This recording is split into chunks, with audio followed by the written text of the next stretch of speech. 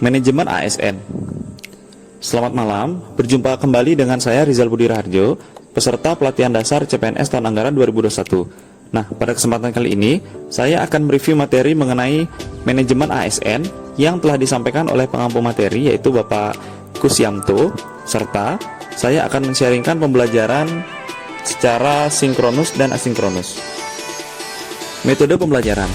Seperti yang kita semua rasakan, saat ini di seluruh dunia sedang dilanda pandemi COVID-19, termasuk di Indonesia. Namun, bukan berarti dengan adanya pandemi COVID-19 kita menyerah dengan keadaan. Kita semua harus bersikap adaptif dengan kondisi yang ada, seperti pada pelatihan dasar CPNS kali ini. Pelatihan CPNS pada tahun ini menggunakan metode pelatihan sinkronus dan asinkronus. Pada pembelajaran sinkronus ini, kami, para peserta, melakukan pembelajaran secara tatap muka, secara virtual, dengan pengampu materi. Dalam hal ini, pengampu materi saya ialah Bapak Kusyanto. Kami dipaparkan secara to the point materi mengenai manajemen ASN ini. Dalam pembelajaran pun selalu disertai diskusi untuk memancing keaktifan kami para peserta selama proses pembelajaran. Nah, kemudian pada proses pembelajaran dengan metode asinkronus, kami, para peserta yang sebelumnya telah dipaparkan materi secara langsung, kemudian dituntut untuk lebih aktif menggali informasi-informasi lain dari materi manajemen ASN ini melalui tugas yang telah diberikan, sehingga pemahaman kami lebih dalam lagi terhadap materi manajemen ASN ini. Tujuan pembelajaran. Materi manajemen ASN ini merupakan lanjutan materi pada pelatihan dasar CPNS yang tergabung pada agenda 3. Tujuan disampaikannya materi ini ialah agar kami peserta mampu untuk memahami, pertama, kedudukan, peran, hak dan kewajiban, dan kode etik ASN. Yang kedua, konsep sistem merit dalam pengelolaan ASN. Yang ketiga, mekanisme pengelolaan ASN. Kedudukan ASN. Pegawai ASN adalah pegawai negeri sipil dan pegawai pemerintah dengan perjanjian kerja yang diangkat oleh pejabat pembina kepegawaian dan diserahi tugas dalam suatu jabatan pemerintahan atau diserahi tugas negara lainnya dan digaji berdasarkan peraturan perundang-undangan. Untuk menghasilkan pegawai ASN yang profesional, memiliki nilai dasar, etika profesi, bebas dari intervensi politik, bersih dari praktek korupsi, kolusi, dan nepotisme, pengelolaan ASN diatur dalam manajemen ASN. Manajemen ASN lebih menekankan kepada pengaturan profesi pegawai, sehingga diharapkan akan tersedia sumber daya ASN yang unggul dan selaras dengan perkembangan zaman. Berdasarkan jenisnya, ASN, pegawai ASN itu terdiri dari, pertama, pegawai negeri sipil atau PNS, merupakan warga negara Indonesia yang memenuhi syarat tertentu, diangkat sebagai pegawai ASN secara tetap oleh pejabat pembina kepegawaian untuk menduduki jabatan pemerintahan dan memiliki nomor induk pegawai secara nasional.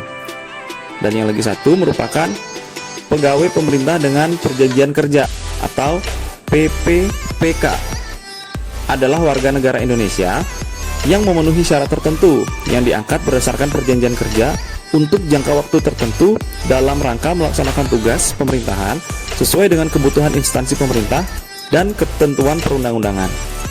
Peran ASN. Pegawai ASN memiliki peran sebagai perencana, pelaksana, dan pengawas penyelenggaraan tugas umum pemerintahan dan pembangunan nasional melalui kebijakan dan pelayanan publik yang profesional, bebas dari intervensi politik, serta bersih dari praktik korupsi, kolusi, dan nepotisme. Hak dan kewajiban ASN. Dalam penyelenggaraan kebijakan dan manajemen ASN, dikenal adanya asas proporsionalitas yang mengutamakan keseimbangan antara hak dan kewajiban pegawai ASN agar dapat melaksanakan tugas dan tanggung jawabnya dengan baik, dapat meningkatkan produktivitas, menjamin kesejahteraan ASN dan akuntabel. Maka setiap ASN diberikan hak. Dalam Undang-Undang ASN, hak PNS dan PPPK adalah sebagai berikut.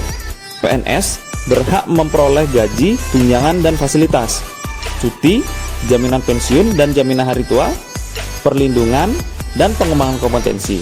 Sedangkan PPPK berhak memperoleh gaji dan tunjangan, cuti, perlindungan, dan pengembangan kompetensi. Kode etik dan kode perilaku ASN. Dalam Undang-Undang ASN disebutkan bahwa profesi ASN berlandaskan pada kode etik dan kode perilaku yang bertujuan untuk menjaga martabat dan kehormatan ASN. Kode etik dan kode perilaku berisi pengaturan perilaku agar pegawai ASN 1. Melaksanakan tugasnya dengan jujur, bertanggung jawab, dan berintegritas tinggi. 2. Melaksanakan tugasnya dengan cermat dan disiplin. Yang ketiga, melayani dengan sikap hormat, sopan, dan tanpa tekanan. Yang keempat, melaksanakan tugasnya sesuai dengan ketentuan perundang-undangan. Yang kelima, melaksanakan tugasnya sesuai dengan perintah atasan atau pejabat yang berwenang sejauh tidak bertentangan dengan ketentuan peraturan perundang-undangan dan etika pemerintahan.